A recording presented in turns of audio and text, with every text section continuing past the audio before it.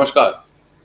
आज हम लोग रिजर्व बैंक ऑफ इंडिया की नई मॉनेटरी पॉलिसी आई है, उसके बारे में चर्चा करेंगे कि इस मॉनेटरी पॉलिसी से आम आदमी की ज़िंदगी में क्या फ़र्क पड़ने वाला है और आने वाला समय में हमारा बजट क्या रहना चाहिए, कैसे रहना चाहिए और क्या चीज़ों पे हमें ख़ास ध्यान रखना है, इस बारे में हम चर्चा करेंगे। तो पहले तो हम ये डिस्कस करते हैं कि आज आरबीआई की मॉनेटरी पॉलिसी कहती क्या है। आज आरबीआई गवर्नर ने ये कहा कि अमेरिका और यूरोपियन देशों में आक्रामक मौद्रिक नीति से ये इक्विटी और बॉन्ड मार्केट में मौजूदा बाजार में तनाव पैदा कर दिया है। आपने देखा जैसे पीछे अमेरिकन बॉन्ड मार्केट में रेट हाइक किए गए अप्रैल में, और अप्रैल से लेके अभी तक आरबीआई ने इंटरेस्ट रेट 140 बेसिक पॉइंट बढ़ा दिए थे। अप्रैल में 4% था रेपो रेट, जो कि 5.4% कर दिया गया था लास्ट मॉनेटरी पॉलिसी में, और इस बार फिर से आरबीआई ने उसको 5.9% कर दिया है। तो 190 बेसिक पॉइंट बढ़ा दिया गया, 4% से 5.9% बढ़ा दिया गया। इसका मतलब सीधा सीधा ये है कि जिन लोगों ने घरों के लिए लोन ले रखे हैं, अपने निजी इस्तेमाल, अपने निजी काम के लिए लोन ले रखे हैं, बिजनेस के लिए लोन ले रखे हैं, बच्चों की पढ़ाई के लिए लोन ले रखे हैं या गाड़ियों पे लोन ले रखे हैं, तो ये इंटरेस्ट अब रिवाइज हो जाएंगे। और ख़ासकर जो उपभोक्ता हैं उनको ज़्यादा ईएमआई देनी पड़ेगी, तो उसके लिए तैयारी रखनी है हमको। ये आज की मॉनेटरी पॉलिसी का जो मेन चीज़ थी वो ये थी। दूसरी चीज़ जो आरबीआई के गवर्नर ने कहा कि भारतीय वित्तीय प्रणाली जो है वो सही चल रही है, सुचारू है, बरकरार है, और विकास की जो संभावनाएं हैं वो सकारात्मक हैं। जीडीपी ग्रोथ जो है इंडिया की, सकल घरेलू उत्पादन में जो हम लोग कहते हैं जिसको इन्फ्लेशन के बावजूद, मतलब आप देखिए पिछले 4 क्वार्टर्स में इन्फ्लेशन जो कि 4% ±2% का आरबीआई का एक था कि उस परसेंटेज पे मेंटेन करना है, उनका बेंचमार्क था, पर इन्फ्लेशन हमेशा पिछले 4 क्वार्टर में 6% से 7% के आसपास रहा है। और ये इन्फ्लेशन की फिगर्स को डिस्प्यूट भी किया जाता है, क्योंकि अगर आप खाद के सामान को लें, जैसे वेजिटेबल्स हैं, एडिबल ऑयल्स हैं, खाद का तेल है, खाद का सामान है, सब्जियां हैं, सीरियल्स में जैसे वीट है, आटा है, सूजी है, मक्का है, बाजरा है, ज्वार है, जितने भी सीरियल, चावल है, सीरियल्स की जो इन्फ्लेशन है वो करीब 9% है। और वेजिटेबल ऑयल्स, एडिबल ऑयल्स में तो आपको पता है कि 12 से 13% इन्फ्लेशन रेट है। तो इसके चलते अगर सीपीआई इन्फ्लेशन 7% पे भी है तो जाहिर सी बात है कि आम आदमी की ज़िंदगी अस्त व्यस्त हो जाती है।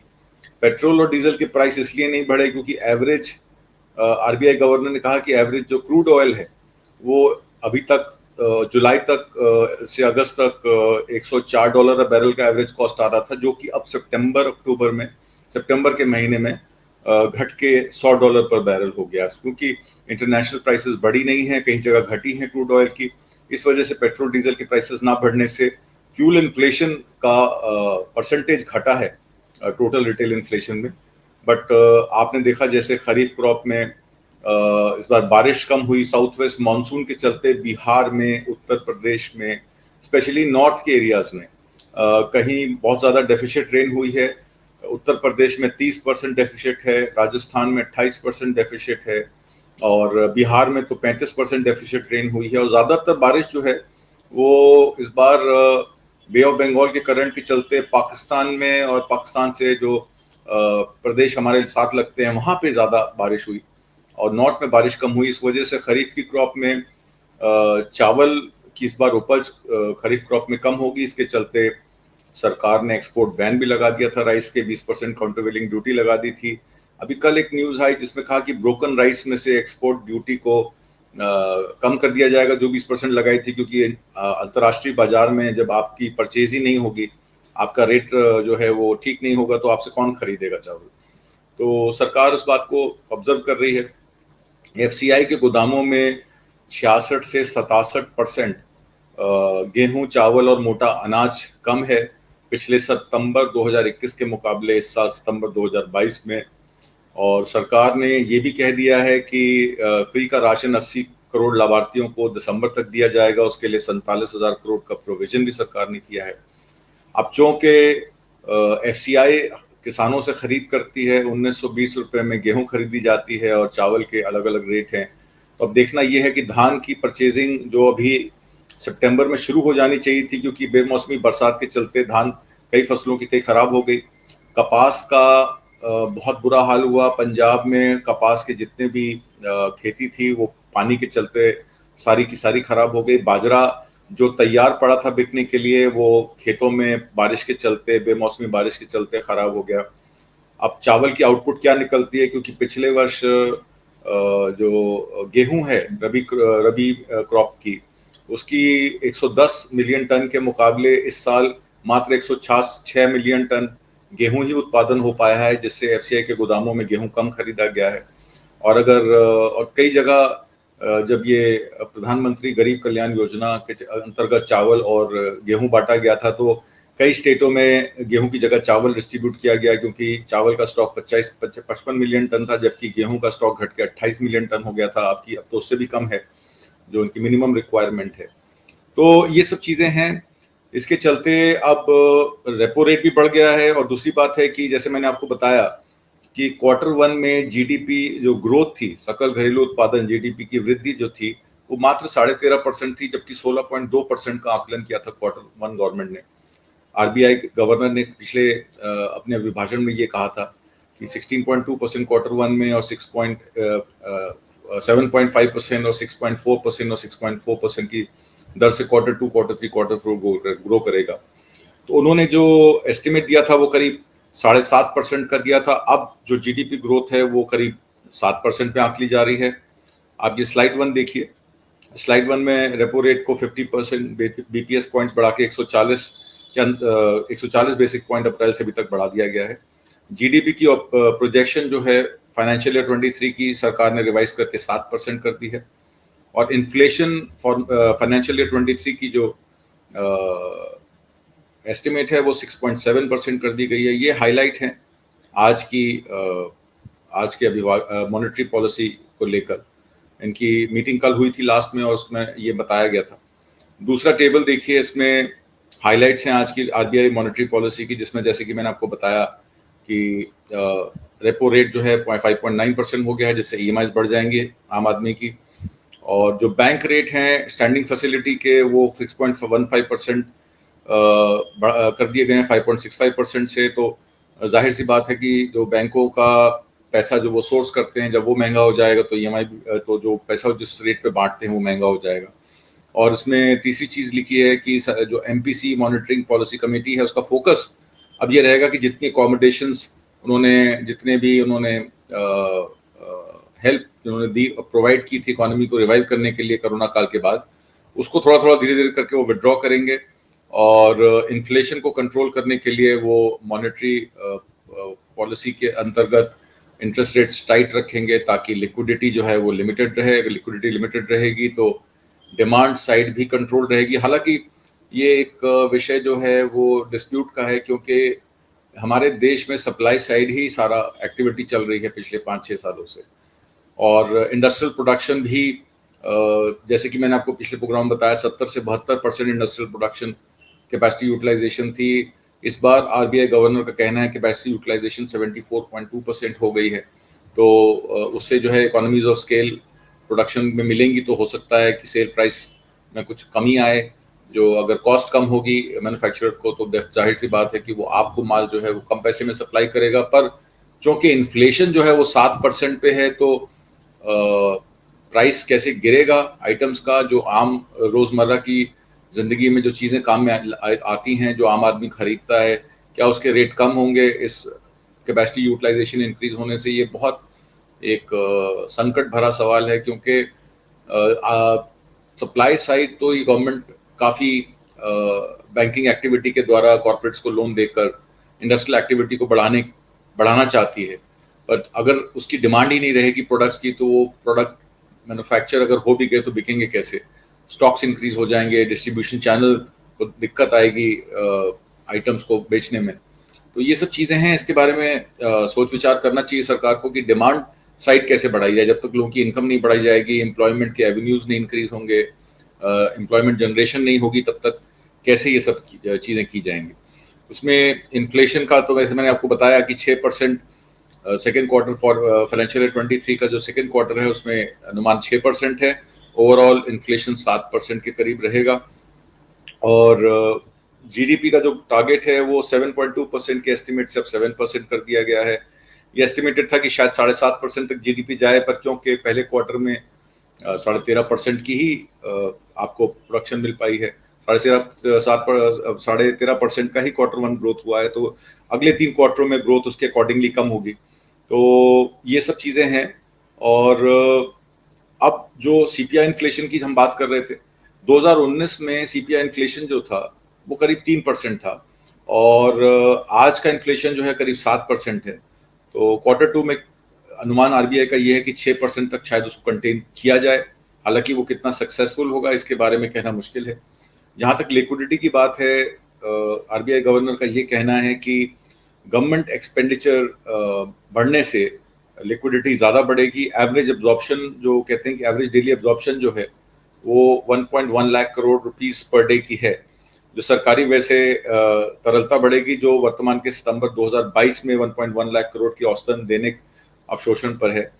दूसरी बात, जो बैंक क्रेडिट की बात की उन्होंने, एक ताज़ा जानकारी ये दी कि 9 सितंबर को बैंक क्रेडिट में 9 सितंबर तक बैंक क्रेडिट में 16.2% की वृद्धि हुई है और वित्तीय वर्ष 2022-23 में 9 सितंबर तक वाणिज्य क्षेत्र में वित्तीय संसाधनों का कुल प्रवाह 9.3 लाख करोड़ हो गया। मतलब 9.3 लाख करोड़, 9.3 लाख करोड़ रुपए जो हैं वो वित्तीय संसाधनों के थ्रू इंडस्ट्री को, कॉर्पोरेट्स को और प्रोडक्शन में खर्चा हुआ है। और वित्तीय वर्ष 2023 की पहले तिमाही में, जैसे कि मैंने आपको बताया कि कैपेसिटी यूटिलाइजेशन, जिसको हम कहते हैं क्षमता उपयोग, वो बढ़कर 74.2% हो गई है।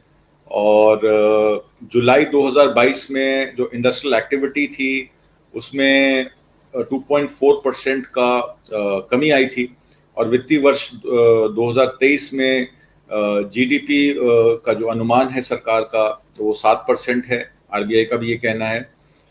दूसरी तिमाही, जैसे पहले तिमाही में 13.5% था, 3% कम था, दूसरी तिमाही में 6.3%, तीसरी तिमाही में 4.6% और चौथी तिमाही में भी 4.6% का एस्टिमेट है। एवरेज ग्रोथ जो है वो 7% है और पहली तिमाही में 2023-24 की भी एक एस्टिमेट दिया गया है 7.2% का। अब जो इन्फ्लेशन की जहाँ तक बात की मैंने आपसे, मानसून की अविविधता की वजह से, देरी की वजह से, अनाज, सब्जियों और तेलों की कीमतों में भारी वृद्धि आने की वजह से वित्तीय वर्ष 2013 में जो आपका इन्फ्लेशन है उसका अनुमान 6.1% पर रखा गया है और क्वार्टर 2 में 7.1, क्वार्टर 3 में 6.5 और क्वार्टर 4 में 5.8%। ये फिगर्स दी गई हैं। एवरेज इन्फ्लेशन 6.7% पे कंट्रोल करने की बात की गई है। वो 6.7 पे होता है कि 7.5 पे होता है, ये तो वक्त ही बताएगा। और वित्तीय वर्ष 23-24 की पहली तिमाही में सीपीआई इन्फ्लेशन मुद्रास्फीति को 5% करने की बात की गई है। अब ये भी विषय जो है वो जब 2024 का टाइम आएगा, जब 2023 की फिगर्स आएंगी तभी पता लगेगा कि फर्स्ट क्वार्टर 2024 का क्या होगा।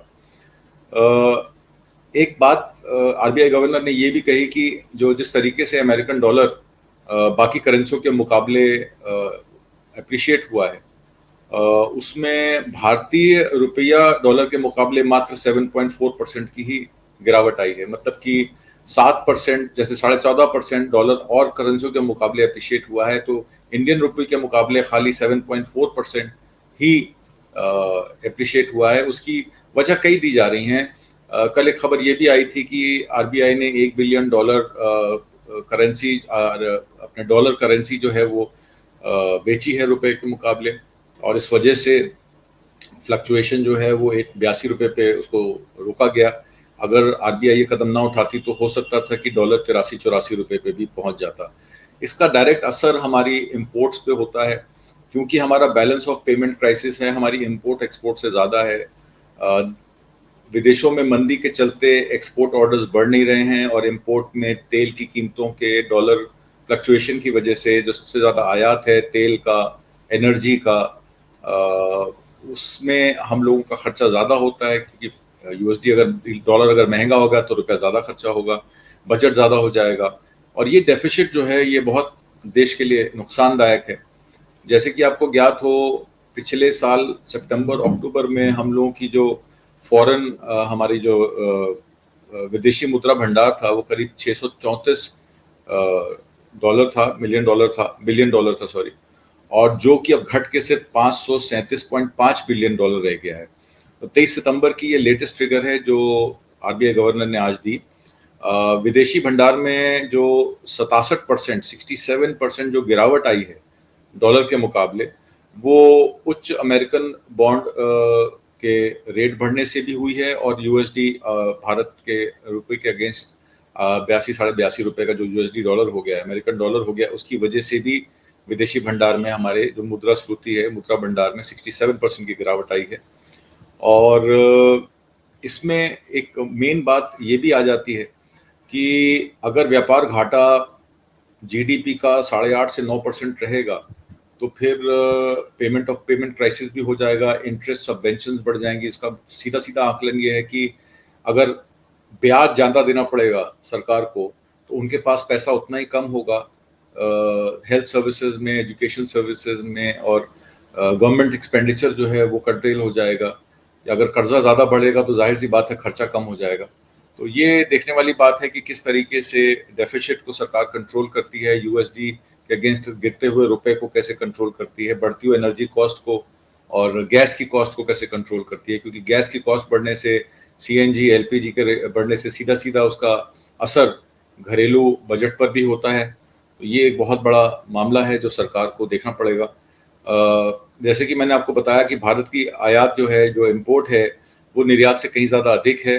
अप्रैल 2022 से जुलाई तक जो हमारा एफडीआई है, जो फॉरेन डायरेक्ट इन्वेस्टमेंट है, वो करीब 18.9 बिलियन डॉलर है। और लगातार 9 महीनों के बाद ऐसा हुआ है, क्योंकि 9 महीने से जो एफडीआई था वो नेगेटिव में था।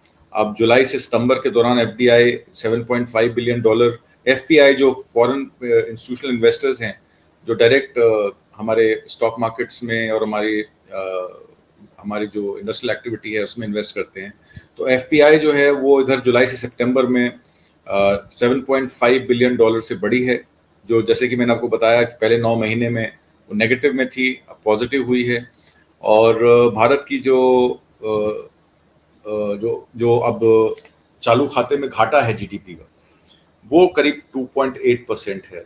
तो 2.8% ऑफ जीडीपी अगर चालू खाते में हमारा फॉर्मूला फाइनेंशियल ईयर 23 में पहली तिमाही में अगर चालू घाटा घटकर हमारा जीडीपी का 2.8% हो गया है, तो इस घाटे को सरकार कैसे कंट्रोल करेगी, निर्यात कैसे बढ़ाएगी, आयात कैसे कम करेगी। एनर्जी सिक्योरिटी हमारे देश में है नहीं, किसानों को उनकी फसल का उचित दाम मिलता नहीं है, और बहुत सारा जो मोटा अनाज है, चावल है, वो अब एथेनॉल ब्लेंडिंग प्रोसेसिंग में दिया जा रहा है कि सरकार का टारगेट था 2025 तक 20% जो है एथेनॉल ब्लेंडिंग जो है वो फ्यूल में यूज होगी कंजर्वेशन के लिए और पोल्यूशन कंट्रोल करने के लिए। तो बहुत सारा करोड़ों कुंटल चावल जो एफसीआई का था वो एथेनॉल ब्लेंडिंग डिस्टिलरीज को दे दिया गया एथेनॉल प्रोसेसिंग के लिए, एथेनॉल बनाने के लिए, क्योंकि आने वाले समय में अब एनिमल फीड की भी प्रॉब्लम है। पशुपालन का जो खल है वो भी बहुत महंगा हो गया है, पशुपालन में भी किसानों को प्रॉब्लम आती है। और देश में जितनी इंडस्ट्रियल एक्टिविटी है, अगर इंडस्ट्रियल ग्रोथ 6.4% पे है, तो इतनी परसेंटेज जीडीपी का शेयर जो है वो एग्रीकल्चर का भी है। हम लोग कृषि प्रधान देश रहे हैं एक समय तक, तो अगर कृषि पे अगर ध्यान दे के फूड प्रोसेसिंग और एक्सपोर्ट पे अगर देश ध्यान दे तो हो सकता है हमारे एक्सपोर्ट्स बढ़ जाएं। और इम्पोर्ट कर्टेल करने के लिए और भी बहुत सारी चीज़ें की जा सकती हैं। सरकार को वचीबद्ध होना पड़ेगा, अपने घाटे को कंट्रोल करना पड़ेगा, और डिमांड कैसे बढ़ानी है। अगर सप्लाई साइड आपकी कैपेसिटी यूटिलाइजेशन अच्छी है, प्रोडक्शन अच्छी है, बैंक क्रेडिट हेल्दी है, और स्मॉल और मीडियम एंटरप्राइजेस को लोन की सुविधा है, तो मेरे ख्याल से डिमांड साइड बढ़ाने पे सरकार को कंसंट्रेट करना पड़ेगा। पब्लिक एक्सपेंडिचर गवर्नमेंट को बढ़ाना पड़ेगा, अपना जो ब्याज वो देते हैं इंटरनेशनल लोन्स पे वो कम करना पड़ेगा। अब एक तरफ तो वो दिखा रहे हैं कि औद्योगिक फैसिलिटीज के लिए 9.2 लाख करोड़ रुपीस जो है बैंकों का औद्योगिक संस्थानों में दिया गया। दूसरी तरफ ये भी खबर आती है कि भारत की सरकार बॉन्ड के जरिए 5.2 लाख करोड़ का लोन भी रेस कर रही है, 5.2 लाख करोड़ का लोन भी रेस कर रही है, क्योंकि चालू खाते में 2.8% ऑफ जीडीपी जो है हमारा डेफिसिट है। अब 3 ट्रिलियन की इकोनॉमी में अगर सरकार को ही 8-9 लाख करोड़ रुपए बोरो करने पड़ जाएंगे बाजार से, तो इंटरेस्ट और बढ़ जाएगा, ब्याज और बढ़ जाएगा सरकार पे, तो पब्लिक एक्सपेंडिचर कैसे होगा? बड़ी कैश 22 सिचुएशन है। एम्प्लॉयमेंट का आपको पता ही है कि अनएम्प्लॉयमेंट बहुत ज़्यादा है, एम्प्लॉयमेंट की अपॉर्चुनिटीज इतनी नहीं है जितने बेरोजगार युवा हमारे देश में हैं। किसानों को उनकी प्रॉपर आय नहीं मिलती है, जिस वजह से उनका लालन पोषण में भी दिक्कत है। अगर उनको एमएसपी पे 22 फसलों पे अपना अगर मिल जाए पैसा, तो ये प्रॉब्लम भी सॉल्व हो सकती है। तो ये सब चीज़ें हैं। अब आने वाला समय ही बताएगा कि सरकार की पॉलिसीज क्या हैं और किस तरीके के रिलीफ पैकेजेस आम आदमी को देते हैं। पर ये जाहिर सी बात है, आपकी ईएमआई बढ़ जाएगी, आपकी एलपीजी और आपकी सीएनजी गैस के प्राइसेस आने वाले समय में फिर बढ़ सकते हैं। गवर्नमेंट ने भी कंट्रोल किए हुए हैं। किसानों के लिए जो फर्टिलाइजर्स पे सब्सिडी है उस पर बड़ा क्वेश्चन मार्क है। विद्युत विभाग द्वारा कई गाँव में नोटिस भेजे जा रहे हैं किसानों को प्रीपेड मीटर्स के, जबकि सरकार ने, उत्तर प्रदेश की सरकार ने वादा किया था कि प्रीपेड मीटर्स के बिल माफ कर देगी, पर वो बिल माफ नहीं हुए।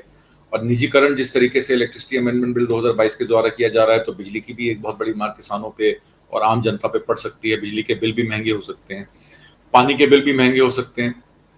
तो इन सब चीज़ों को आप लोगों को अपने बजट में 10 से 20% की इनकॉर्पोरेशन रखनी चाहिए कि 10 से 20% आपका घरेलू बजट बढ़ सकता है। उस तरीके से आप अपनी सेविंग्स करें और एक सही अप्रोच के द्वारा जो भी आने वाला समय है जिसमें इन्फ्लेशन की वजह से जो हम लोगों को मार पड़ने वाली है घरेलू बजट पर, उसकी हम लोग तैयारी रखें। इसी सब बातों से मैं आपसे विदा लेता हूं इस हफ्ते। अगले हफ्ते फिर किसी नए कार्यक्रम में मिलेंगे, तब तक मुझे आज्ञा दीजिए।